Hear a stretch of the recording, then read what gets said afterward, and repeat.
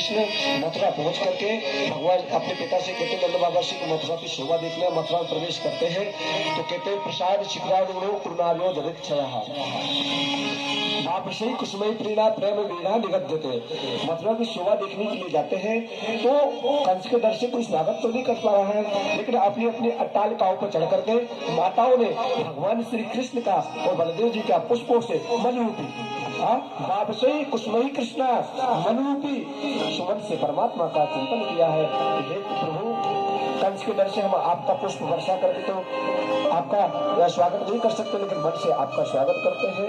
कहते हैं वहाँ कृष्ण के मारने के लिए कंस ने बहुत बड़ा यज्ञ आयोजन किया है। कबलिया भीड़ नाम के हाथी को भी बहुत सारा मदरा पिला करके मत कर दिया, मस्त कर दिया है कि ये आएगा तो इसको कुचल देना। कृष्ण को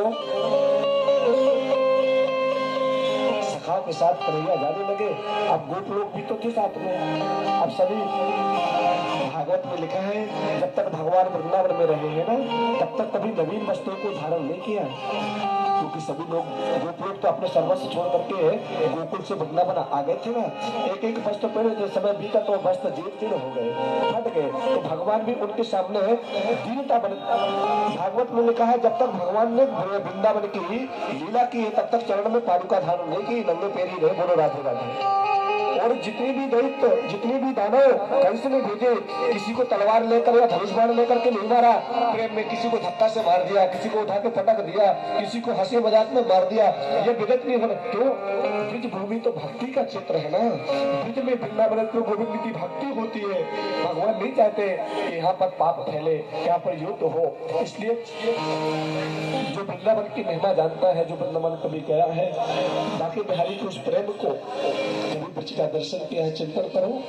वह परब्रह्म जिसकी हम लोग लीला से, चिंतन से, कथा के माध्यम से चिंतन करते हैं, वर्णन करते हैं। जिन गोपियों ने साक्षात उनका आलिंगन किया होगा, उनके समक्ष बैठी होगी, उनसे वार्तालाप की होगी, उनके साथ विहार किया होगा, उनकी सुख की शोभा क्या होगी।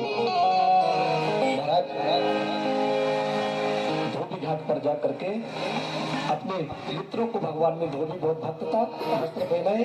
कहते हैं यथा सुदामा नाम धर्म सुदामा नाम का एक माली था जिसने परमात्मा के मित्रों को माला पहना दी। और कहते त्रिवक्रा थे जिसका घिसा हुआ चंदन महाराज कंस को बहुत प्रिय था। चंदन लेकर के जा रही थी, रास्ता में ठाकुर जी बोला देवी।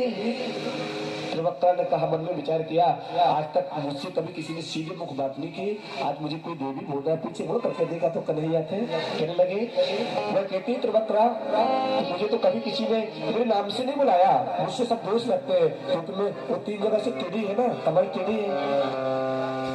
क्योंकि समस्त के संसार के प्राणी तो सुंदरता पर लोभते हैं, सुंदरता पर मोह जाते हैं।